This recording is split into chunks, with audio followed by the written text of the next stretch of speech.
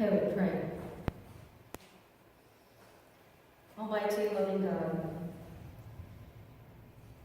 open our hearts and minds this day to hear your message through your humble servant, we pray. Amen. So today we are continuing our series about the tie that binds. And the theme today is poured out, and it's about Jesus pouring out his love for us.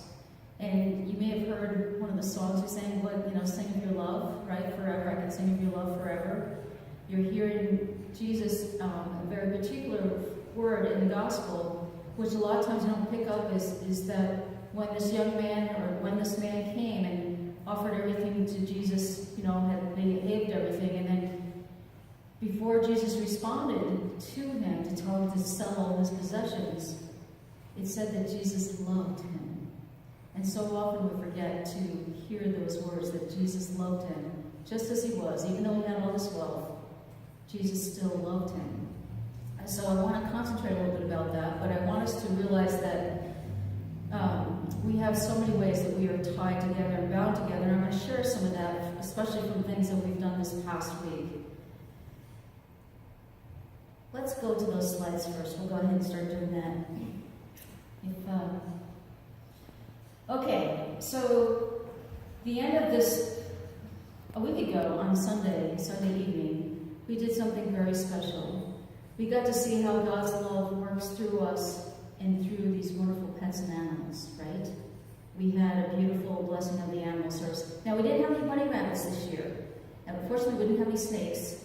We just had, there's no pictures of that, just, okay? We had dogs, puppies.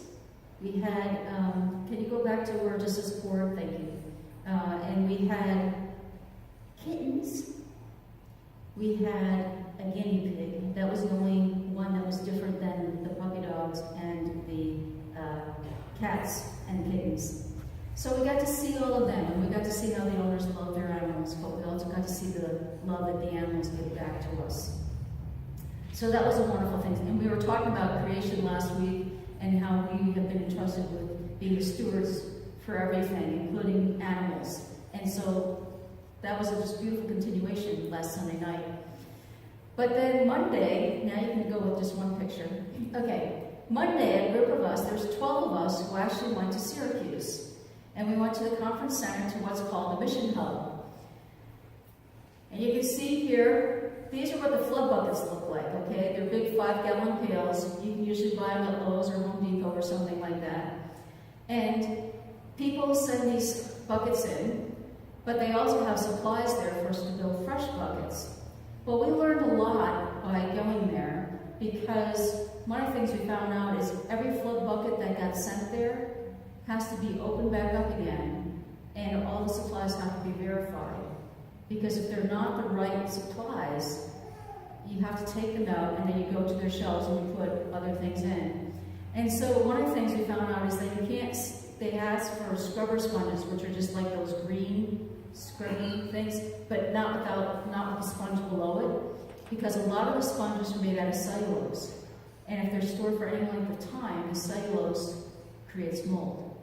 And then you have mold in the buckets. So they just like that green, rough, scrubby things. The other thing we found out is that you can't have any aerosols. So for the bug spray and the air freshener, you need to have those solid air fresheners. And for the bug spray, you have to have just the pump version. So we had to take a lot of those things out. And then we had laundry detergent. You had to have just a certain size laundry detergent up to a certain size. And same thing for liquid dish detergent and for concentrated cleaners. Now, some people were trying to be good and giving you more than what you wanted, which you think, oh, this is wonderful. However, they have these things all figured out so that they go by weight. And when they load these trucks and people take these trucks to deliver them to these different places, if they go overweight, the truck driver has to pay for it out of their own pocket. So they have a specific weight that they know each bucket should weigh no more than. The other thing that we had a lot of fun with, didn't we, Roxanne, was counting trash bags. Oh my goodness. You have to get the large leaf trash bags, but you can only have 24. You can't have more, you can't have less. And those things not only stick together, but we had to separate them all. Roxanne and I lost count just a few times. I think every time we counted trash bags, we had to count them over and over again, because they stick together. And, then there are handy wipes and everything else. So we went through and we did like a pallet and a half of just verifying flood buckets. Well, once we got done with all that, got those all set up, we went ahead and built fresh flood buckets. We built as many as we could before the mission help ran out of supplies, because then it got too much. They only had certain things left. So we had to stop.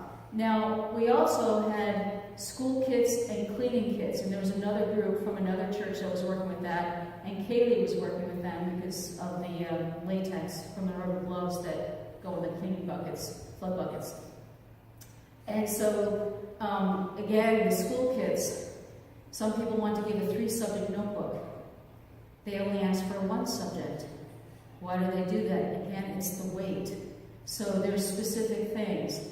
The nice thing is that this church, and I want to thank you, we were able to give a total of $509 between what the church collected and our United Methodist Women. And that's wonderful because they can buy supplies in bulk and put on the shelves, and so they have the right kind of supplies to put in the buckets as they continue to assemble them. And there's a whole long story as to where they go from here, from Syracuse down to Pennsylvania, and then they get staged to go to places like what just happened with Hurricane Michael, right? So timing could not have been better. The only thing we didn't know was the Council of Bishops was going to be there too, from the Northeast jurisdiction. So that was an interesting surprise. We wanted to put them to work, but they had other plans. But why am I sharing all this with you? Well, part of the reason why I'm sharing this with you is I'm thinking about our mission statement. Our mission statement says we are a vibrant community, faith community of all ages, reaching out locally and beyond, making disciples and striving to live in a Christ-like manner. To me, that speaks of God's love, of Christ's love poured out for us. And how have we done that? We have been very vibrant lately. If you haven't noticed, we had, besides the worship last week, we had the blessing of the animals.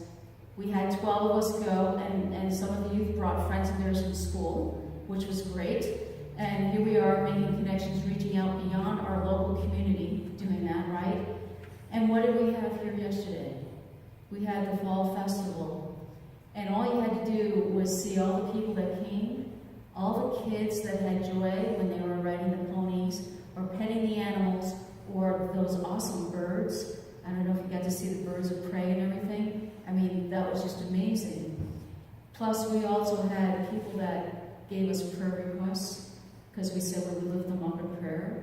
You had people that had fellowship here, having soup, homemade soup, and stuff like that inside. I didn't get to see much of the inside. I was outside the entire time. So we had different ways that we were reaching out, right?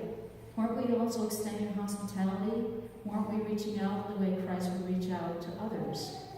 This is what we're about. And this is what this whole series about the tie that binds. We were tying ourselves, bonding ourselves with others, even people that we met for the first time. And we had some people who listened to those that were struggling. Some of them eventually filled out prayer requests, but they shared some of their story. And they just needed somebody to listen to them. And I know somebody very special here who stood there and listened and heard and lifted them up.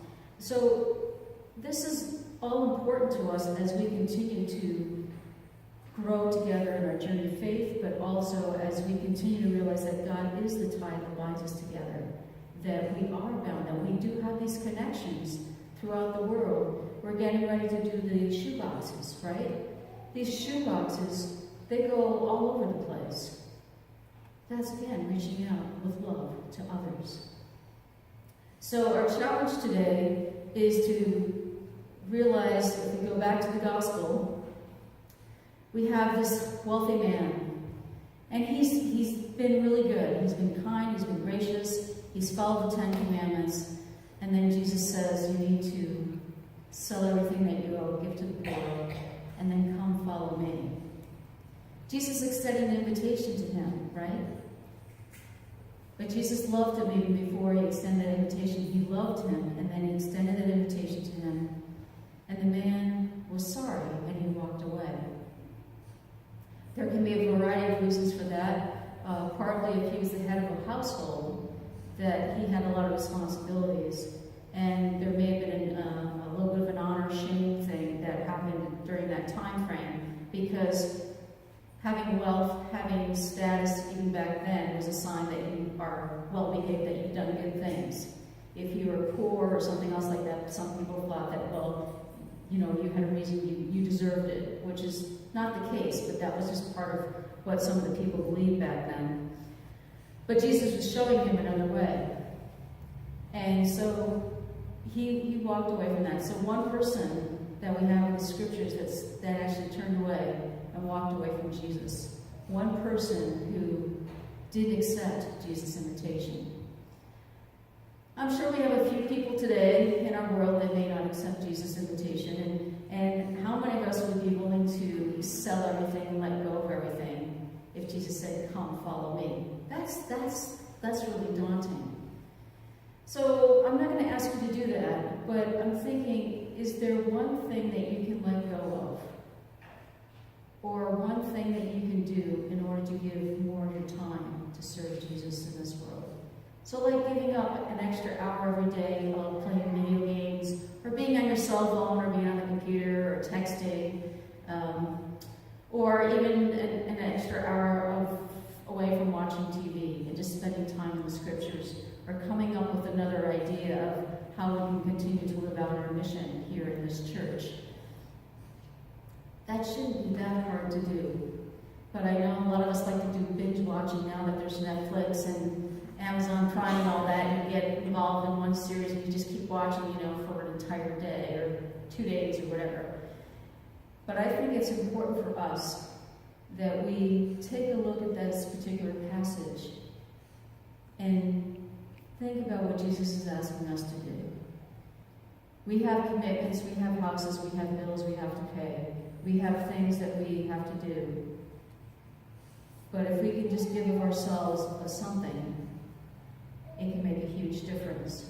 We don't know all those flood buckets and cleaning kits and everything else that were done this past week. We have no idea where they're going to go. But aren't they going to help somebody? Right? And we just saw this terrible disaster hit the Florida Panhandle with Hurricane Michael, and then it went up further up in Georgia and Virginia, you know, lots of floods and also more devastation. Many of these people, they've lost everything. All you had to do was look at some of those pictures, and they've lost everything. Can we have the next picture here? So you can see, here's more of the flood buckets. You can see some of the shelves that have the supplies. We really emptied those shelves out by the time we were done. Let's see another picture here. And there, see, everybody's having a good time. It was really a lot of fun. It was a wonderful day. And this is Roxanne. We also had to count these wipes. You could only have 18. And some of them were perforated, so you had to tear them all apart too. And here's our group right here. You can see some of those flood buckets. All those were completed. All these flood buckets over here were things that were missing some supplies. And then we finally had to stop because we'd emptied out too many things, and it was going to be too hard for them to fit all those flood buckets. I think that's, and there's another picture too. So it was this very simple thing. They had a checklist for all of us, and we just went through everything. Oh, this is great. So here's Kaylee. She's busy putting school kits together. These are all school kits here. And then there's another room where they do all the cleaning kits, which are, you know, the washcloths, the soap, the individual personal hygiene kind of things that they put together. So it was an incredible day. It's an incredible way for us to see. This is a wonderful picture. This may be some child who gets one of the Samaritan purse shoeboxes, right? We don't know. But we have been given a gift. We've been given a gift because we have been following Jesus. We have embraced Jesus' love for us. Now it's our turn to extend Jesus' love to others. May it be so.